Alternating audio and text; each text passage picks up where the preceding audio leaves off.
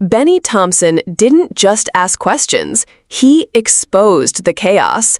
In this explosive hearing, he presses Secretary Kristi Noem on FEMA, due process, and the very Constitution she swore to uphold. Her answers? Evasive, defensive, and damning. Thank you very much, Mr. Chairman. The Department of Homeland Security has been the top target on Donald Trump's revenge tour, and you, Madam Secretary, are the chief accomplice. The Trump administration is hell-bent on destroying the Department of Homeland Security, built through bipartisan collaboration over the past 2 decades and evading any accountability for its actions. Let's start with what the administration is doing to FEMA. Madam Secretary, you said that you want to get rid of FEMA, and the administration plan is to shirk its disaster response obligation and leave state and local governments to fend for themselves. Emergency managers across the country are sounding the alarm about the limited ability to respond when disasters strike, but their calls are falling on deaf ears from the White House. The administration's plan to respond to catastrophic disasters beyond shifting responsibilities to states and local communities who are already telling you they don't have the ability to respond.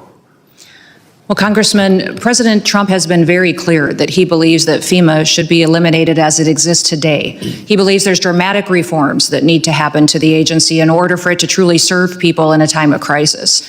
He wants to empower states and local governments to respond to their people.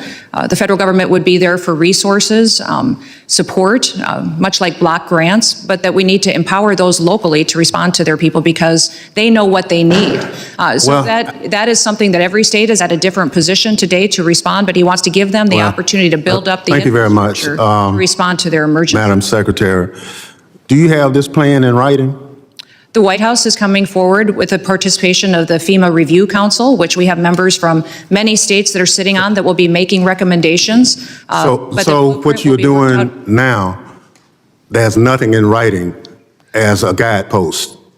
Well, sir, you certainly know that there are reform bills here in the House side and in the Senate side of how to address the failures of FEMA from the past. No, but you're the Secretary. Those will be considered with the FEMA Review Council recommendations. No, you're the Secretary, and you say you're doing all these things. And I'm just asking you, do you have a written plan for what you're doing? There is no formalized final plan for how this goes forward because the input of Congress is critically important. As you know, there are statutory requirements of the agency. Well, I'm glad you recognize, Madam Secretary, I'm glad you recognize the statutory requirements. Washington State, Mississippi, and a couple other states already have requests in to you or to the president for disaster declaration, and it's taken an inordinate amount of time, more than normal.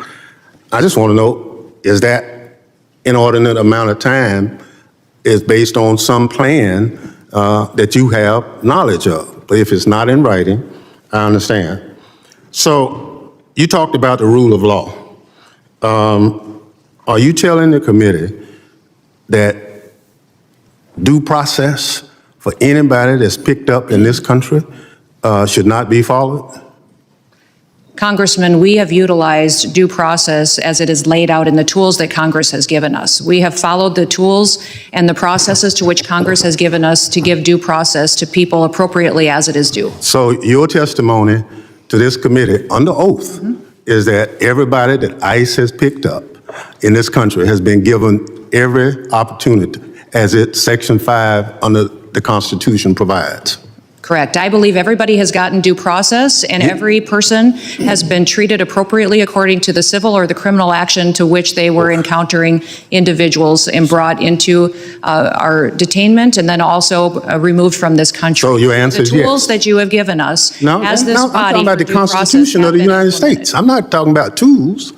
The Constitution is clear. Correct. And your testimony under oath to this committee is that everybody that ICE has picked up and any other agency of DHS has conformed to those statutes. For example, Congressman, yes or no? No, I don't need an example. Expedited removal is one of the Madam tools Secretary, that you have given us to utilize as due process. I just need a yes or no. Sir, that is the due process tool that you have given us to utilize that has been appropriately. So obviously. The gentleman's time has expired. I have a unanimous consent request.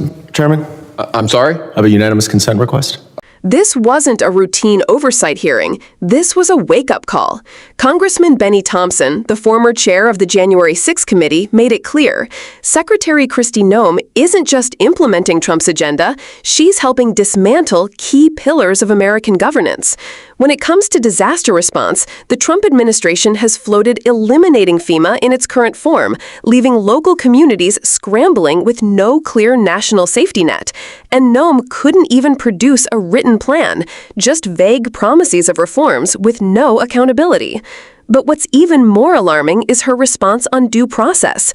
When Thompson demanded a straight answer about whether every person picked up by ICE is guaranteed their constitutional rights, Noem danced around the question. She hid behind tools Congress gave us, like expedited removal, but never clearly affirmed the Constitution's guarantee of due process for all persons on U.S. soil, not just citizens. That should worry every American, because if a government agency can pick someone up without a clear, accountable legal process, then none of us are truly protected. Thompson's questioning reminded us defending the Constitution isn't optional, it's the foundation of public service. If you care about the Constitution, if you believe no one is above the law, not even DHS, then this moment matters. Hit that like button to boost this message. Drop a comment with your take. Should Congress hold Noem accountable? And don't forget to subscribe to stay informed as we follow every twist in these historic hearings. Let's keep the pressure on. Democracy only works when we pay attention.